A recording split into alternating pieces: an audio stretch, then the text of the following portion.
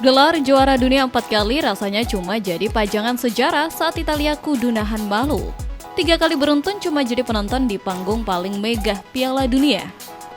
Keterpurukan Gli Azzurri terasa makin lengkap usai Gennaro Gattuso memilih angkat kaki pada April 2026 lalu.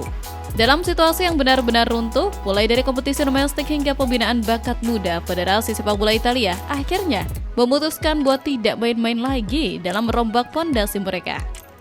Presiden FIGC, Giovanni Malago secara terbuka mengonfirmasi bahwa pihaknya sudah menggelar pembicaraan serius dengan Pep Guardiola untuk mengisi kursi kepelatihan tim nasional.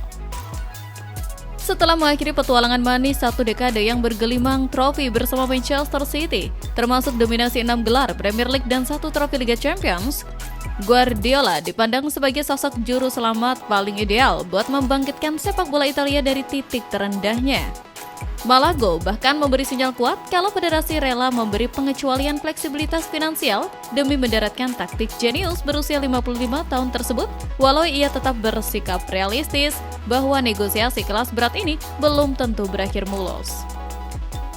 Di berita selanjutnya, peta kekuatan bursa transfer musim panas 2026-2027 mendadak bergerak makin panas. Real Madrid yang kini kembali ditunggangi Jose Mourinho untuk periode keduanya tampak makin agresif merombak skuad. Jurnalis Matteo Moretto membeberkan bahwa Los Blancos sudah mengantongi persetujuan pribadi dari Rodri dan menyepakati poin-poin kontrak, walau negosiasi resmi dengan Manchester City sejauh ini belum benar-benar bergulir.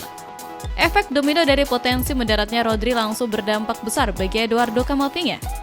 Menurut laporan Nicolas Kira, posisi gelandang serba bisa berusia 23 tahun itu makin terpinggirkan dari rencana utama Mourinho. Situasi ini langsung dimanfaatkan dengan sangat sigap oleh Manchester United. The Red Devils yang sedang dipusingkan oleh lubang besar di lini tengah pasca kepergian Casemiro dan cederanya Manuel Ugarte, menilai pemain asal Prancis bernilai pasar 50 juta euro ini sebagai kepingan puzzle paling ideal buat diboyong Old Trafford. Real Madrid kabarnya lagi bucin parah sama Rodri Hernandez. Momentum Spanyol yang sukses angkat trofi Piala Dunia 2026 langsung bikin Los Blancos gerak cepat buat ngamanin si jenderal lini tengah ini. Kabarnya, Jose Mourinho sebagai pelatih juga udah kasih lampu hijau penuh karena dia butuh banget gelandang jangkar kelas dunia yang bisa ngatur ritme permainan Madrid.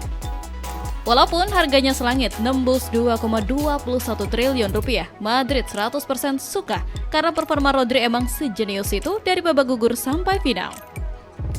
Menariknya, si pemain asli kelahiran Madrid ini juga dilaporkan punya hasrat besar buat balik kampung dan pakai jersey putih kebanggaan pabrik Bernabeu. Tapi transfer ini nggak bisa langsung beres gitu aja. Masalahnya slot lini tengah Madrid sekarang masih penuh banget. Jadi, manajemen El Real harus putar otak buat bersih-bersih skuad dan lepas beberapa nama dulu. Untungnya, agen Rodri kabarnya udah siapin jadwal buat ngobrol langsung sama manajemen Madrid beres liburan nanti. Kita tunggu aja kapan proyek pulang kampung ini bakal terrealisasi. Zinedine Zidane dikabarkan bakal resmi jadi bos baru timnas Prancis akhir Juli ini ngegantiin Didier Deschamps. Nah, yang bikin seru, Zizou ternyata sudah siapin kejutan taktis buat kapten masa depannya Kylian Mbappe. Zidane kabarnya bakal minta Mbappe buat milih peran baru di lapangan, mau fokus jadi striker murni atau balik ngacak-ngacak dari posisi sayap. Kerennya, hubungan Zidane sama Mbappe ini emang udah dekat banget dari dulu. Tapi demi jaga keharmonisan timnas Prancis di turnamen kemarin, mereka berdua sengaja main aman di balik layar dan gak pamer kedekatan di depan publik. Karena sekarang mereka sama-sama ada di Madrid, Zidane bakal lebih gampang buat ngobrol santai dan pantau performa Mbappe tiap hari. Tantangan Zidane di Les Blues nanti jelas bukan cuma soal taktik, tapi gimana cara dia ngelola ego ruang ganti penuh bintang, keahlian yang dulu bikin dia sukses besar di Real Madrid.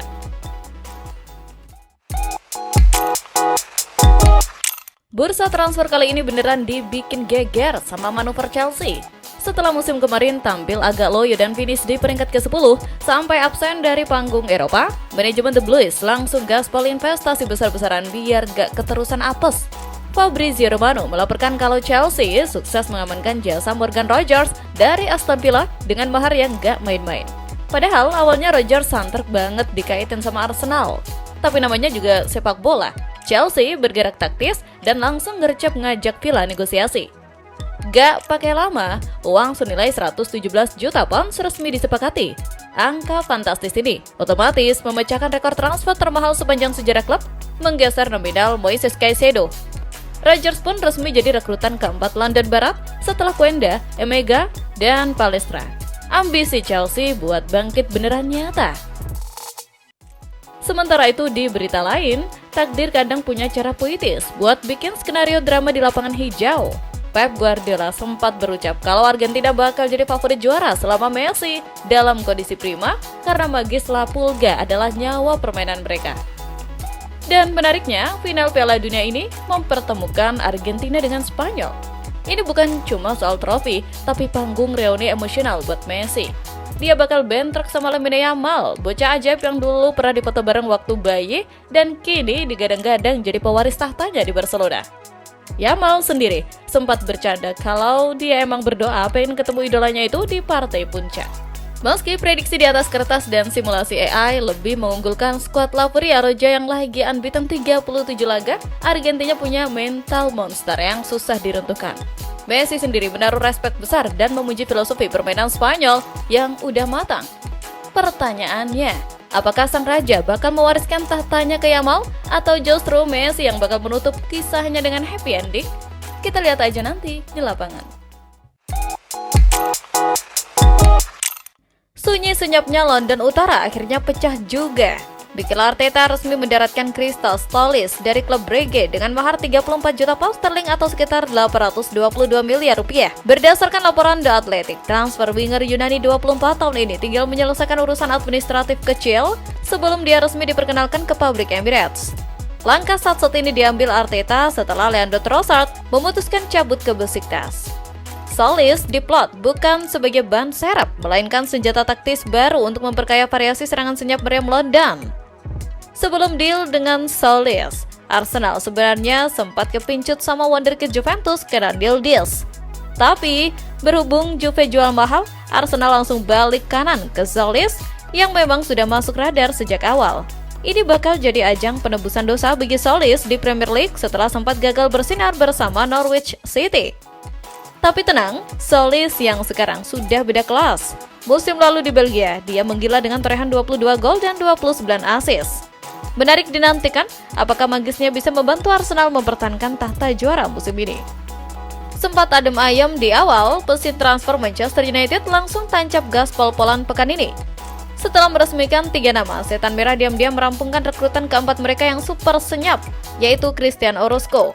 Pemain muda Kolombia ini resmi gabung di hari ulang tahunnya yang ke-18 setelah ditebus $1 juta dari Fortaleza sejak Oktober lalu.